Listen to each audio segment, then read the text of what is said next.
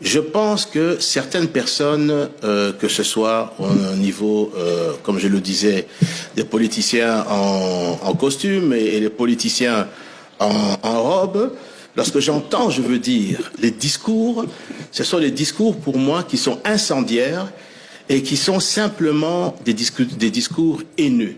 Même si on déteste le président, la manière dont certains parlent, certains chefs politiques de certaines confessions religieuses, lorsque vous les entendez parler, Monseigneur Amboko, c'est un... je ne citerai le nom de personne. J'ai dit des confessions religieuses, et je dis certains responsables politiques de ces confessions religieuses. Les positions qu'ils prennent là-dessus, généralement, on ne parle pas que nous sommes en guerre, on ne parle pas des déplacés qui sont là, on attaque systématiquement, avec une haine viscérale, le chef de l'État. Or, ce que nous, on s'attend au niveau de ces confessions religieuses et ces hommes politiques, c'est que sur des questions bien précises, comme là, mais moi je connais un des responsables politiques en costume, mais qui prônait il y a pas 1 an, 2 ans, la révision constitutionnelle. Je le connais très bien. C'est un garçon, je veux dire, avec qui j'ai travaillé, votre ancien directeur de cabinet, et qui est brillant. Mais pourquoi soudain? Je veux dire, je ne peux pas m'expliquer que cet homme que je connais bien, qui est brillant, mais peut changer comme ça. Et je crois qu'il y a de la manipulation et on voudrait. Certains voudraient peut-être obtenir ce qu'ils n'ont pas pu obtenir au niveau des élections. Alors je dis, bon, c'est pas aujourd'hui l'objet de cette rencontre, mais peut-être, et j'espère qu'on ne va pas me pousser, la prochaine fois que vous m'inviterez, j'accepterai à ce que je vienne et que je commence mon discours par « j'accuse ». Si ces personnes vont trop loin, vous accuserez. Je vais accuser. Et je vais amener des preuves dans cette accusation. On les suit, on les écoute. On voudrait mentir à la jeunesse. On voudrait demander à la jeunesse, quand vous tenez des propos, de ne pas avoir peur. Vous voulez imiter qui? Quelqu'un a dit ça en Pologne. Il faut faire attention à ce type de discours. Faire très attention. Vous savez, il y a un adage qui dit que lorsque vous voulez mettre le feu dans un village, de faire attention que le feu ne ravage pas également votre case. Mais on n'y arrivera pas. Alors je le dis, si ce type de discours haineux vis-à-vis du régime, parce qu'on ne voit pas le peu de bien qu'on pense qu'il fait, on veut systématiquement noircir. Le président a donné la possibilité à 47 diocèses d'avoir $1 million chacun, chaque diocèse, pour des œuvres caritatives, pour le développement. Qui a fait ça? Oui, j'ai suivi le discours puisque j'étais à Isiro lors de la cérémonie pour Anuarit. L'archevêque de Lubumbashi, qui a remercié le président, quand même, pour une fois, là-dessus. Mais c'est systématiquement les discours pour pouvoir soulever la jeunesse, soulever la population. Alors je dis très bien, ce pays appartient à tout le monde. Ce qu'on attend, nous, des hommes d'église, c'est qu'ils rassemblent, qu'ils parlent de paix, d'unité. Nous sommes en guerre, on est attaqué, notre pays est attaqué. Le pays, il y a des déplacés, plus de 2 millions de déplacés internes. Au lieu de pouvoir nous rassembler, devant la personne qui représente l'unité de ce pays, qu'on l'aime ou qu'on ne l'aime pas, mais le pays est attaqué.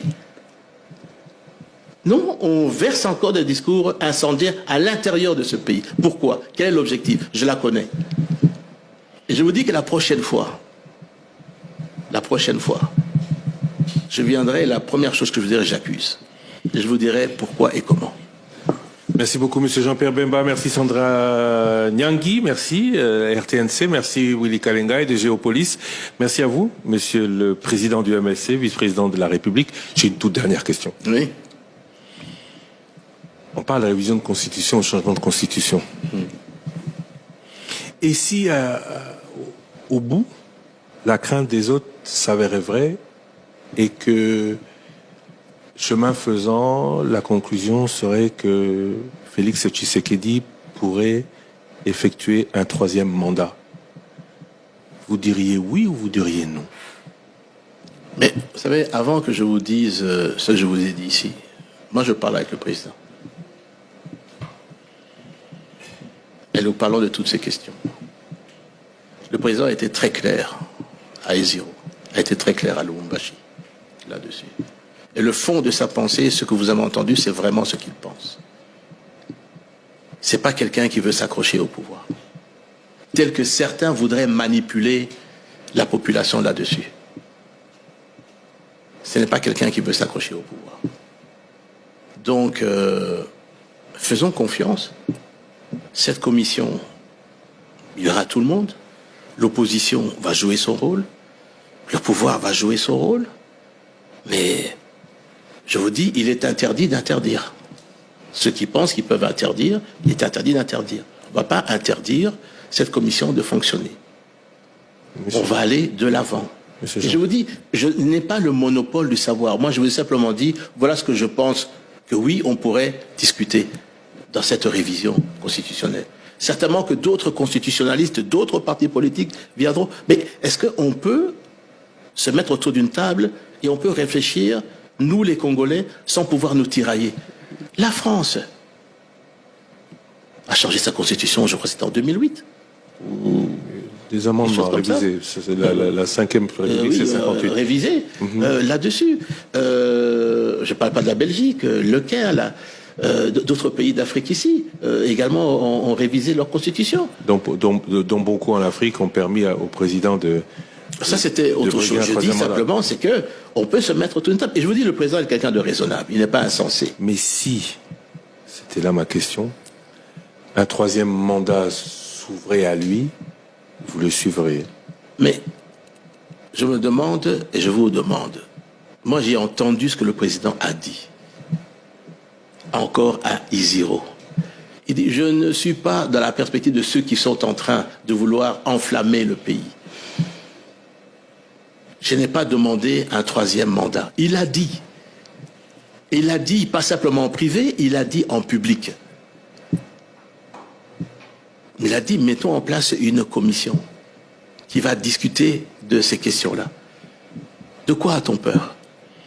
Monsieur Jean-Pierre Bemba, je vous remercie. Merci à vous, chers auditeurs, chers téléspectateurs, d'avoir suivi cette édition spéciale d'1h40. C'est assez exceptionnel. Merci à vous d'avoir, en cette soirée de mercredi 5 décembre, consacré autant de temps à Top Congo et à... Bon, on va pas prendre rendez-vous dans 3 semaines sur l'état des routes, mais on espère vous voir plus souvent devant la presse et aussi devant les députés. On vous a jamais vu, hein, on ne peut pas interpeller le président. Mais vous savez que je reçois des questions écrites. Hein. Encore, j'ai répondu, c'était aujourd'hui matin, une longue question écrite. Question au Parlement, en direct, devant les députés, vous irez, vous répondrez. Mais je dis que je préfère privilégier les questions écrites. Si je suis pas, si c'est pas lisible. Vous imposez votre règle? Non, je n'impose pas, mais je dis là-dessus que s'il y a des questions écrites, je réponds aux questions écrites. Et s'il y a des questions orales, je pense qu'il faudrait quand même qu'on puisse arriver à avoir un certain respect également et pas traiter certains comme ils sont traités. Je sais de quoi je parle. Merci à vous. Laissez les choses se faire calmement, d'une manière paisible. Merci à vous. Parce qu'il ne faut pas que ça devienne un pugilat aussi. N'est-ce pas? Merci à vous. Dans quelques instants, la rediffusion de votre émission Le Débat qui, ce matin, était assez particulière puisque c'était une émission co-réalisée avec la Deutsche Welle en direct du chapiteau du Grand Hôtel. L'actualité continue sur votre radio. Merci à toutes les télévisions et radios partenaires. Merci particulièrement pour cette édition spéciale à la RTNC et à Géopolis Télévision, dont les auditeurs et téléspectateurs nous suivent en ce moment. À bientôt.